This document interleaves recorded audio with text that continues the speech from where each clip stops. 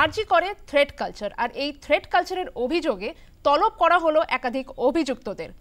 Threat culture চলছিল আরজি করে, আর এই থ্রেট কালচারের অভিযোগে অভিযুক্তদের তলব করলো তদন্ত কমিটি। সাক্ষী জুনিয়র ডাক্তাররা এবার স্লোগান দিলেন অভিযুক্তদের দেখে। আরজি করে থ্রেট কালচার ডাকা হলো অভিযুক্ত 12 জনকে, ডাকলো অভ্যন্তরীণ তদন্ত কমিটি। সাক্ষী হিসেবে তলব করা হয় জুনিয়রদের। চিকিৎসকরা স্লোগান দেন তাদেরকে দেখে। চোর চোর স্লোগান দেওয়া হয় তাদের দেখে।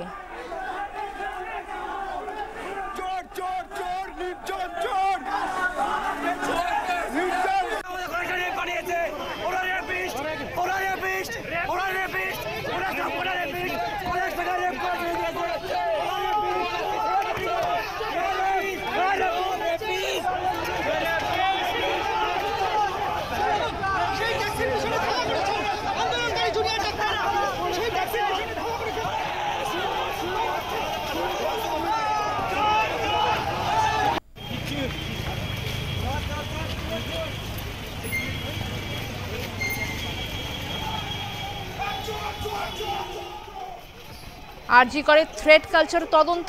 আরজি করে চলল অশান্তি।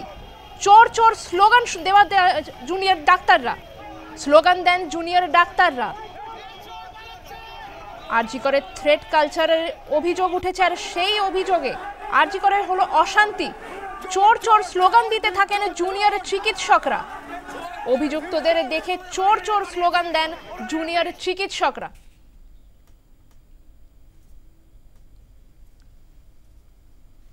আজ অভয়ার বিচারের দাবিতে আমাদের আন্দোলনটা টানা বাঁধতেই পারত না। এই আন্দোলনটা বাংলার প্রত্যেকটা শুভবুদ্ধি সম্পন্ন মানুষের তিল তিল অবদান ছাড়া আজ এক চুল এগোতো বলে আমরা মনে করি না। আমরা জানতে পারলাম সুপ্রিম কোর্টের পরবর্তী শুনানির দিন আবারও পিছিয়ে দেওয়া হয়েছে। বিচার পেতে এই দীর্ঘসূত্রিতা আমাদের হতাশ করেছে। আমরা প্রথম দিন থেকে বারংবার বলেছি, justice delayed is justice denied. আমরা চাই দ্রুত তদন্ত, দ্রুত বিচার। আমরা আবারও দাবি তুলছি, সিবিআইকে দ্রুত তদন্ত প্রক্রিয়া শেষ করে দোষীদের গ্রেফতার করে সুবিচার সুনিশ্চিত করতে হবে। আদালতে বিচারের প্রক্রিয়াকে দ্রুত করতে হবে। আমরা খবর পেয়েছি আন্দোলনের সংহতিতে যারা বিভিন্ন জায়গাতে রাত দখল করছেন, প্রতিবাদী কর্মসূচি নিয়েছেন, তাদের অনেকের বিরুদ্ধে নাকি ফৌজদারি মামলা করা হয়েছে। এটি অত্যন্ত নক্কারজনক ঘটনা। অবিলম্বে রাজ্য সরকারকে এই প্রতিহিংসামূলক কার্যকলাপগুলি বন্ধ করতে হবে, সমস্ত মামলা প্রত্যাহার করতে হবে, নতুবা মানুষের আন্দোলন কিন্তু তীব্রতর হবে। বিভিন্ন রাজনৈতিক শক্তি রাজ্যের ক্ষমতা দখলের ক্ষুদ্র স্বার্থে আমাদের আন্দোলনকে ব্যবহার করতে চাইছে গোড়া থেকে। আমরা একটা কথা বারবার স্পষ্ট করে জানিয়েছি, হাথরাস, কাঠুয়া, উন্নাওতে যারা ধর্ষকদের মালা পরিয়েছে তাদের ক্ষমতা দখলের খেলার চক্করে আমাদের আন্দোলনকে ব্যবহার করতে আমরা দেব না, জনগণ দেব না। এই আন্দোলন বিভাজনকামী কোনো রাজনীতিকে প্রথম দিন থেকে প্রত্যাখ্যান করেছে, আগামীতেও করবে। অভয়ার বিচারের দাবিতে আর একটিও অভয়া যাতে না ঘটে তা সুনিশ্চিত করার লক্ষ্যে রাজ্যের প্রতিটি মেডিকেল কলেজ তথা সামগ্রিক জনজীবনে ভয়ের রাজনীতিকে নির্মূল করতে WBJDF আমাদের লড়াইকে এগিয়ে নিয়ে যাচ্ছি। এই দাবিগুলিকে সামনে রেখে আগামী 27শে সেপ্টেম্বর আমরা একটি গণকনভেনশনের আয়োজন করতে চলেছি। আমরা আপনাদের কাছে উক্ত কনভেনশনকে সফল করার আবেদন জানাবো।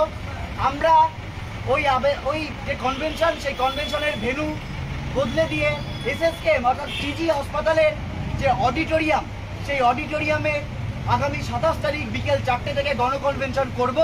আমাদের পরবর্তী কর্মসূচি আমরা গণকনভেনশন থেকে ঘোষণা করব এবং একটা কথা বলেই শেষ করব, শাসকের রক্তচক্ষু দিয়ে আমাদের এই প্রতিবাদী এবং ন্যায় বিচারের আন্দোলনকে যদি দমিয়ে দেওয়া যাবে বলে যারা ভাবছেন তারা অত্যন্ত ভুল ভাবছেন। অভয়ের ন্যায় বিচার না ছিনিয়ে আনা অবধি এবং একজনও অভয় যাতে না ঘটে তা সুনিশ্চিত করা অবধি আমাদের আন্দোলন কিন্তু চলবে।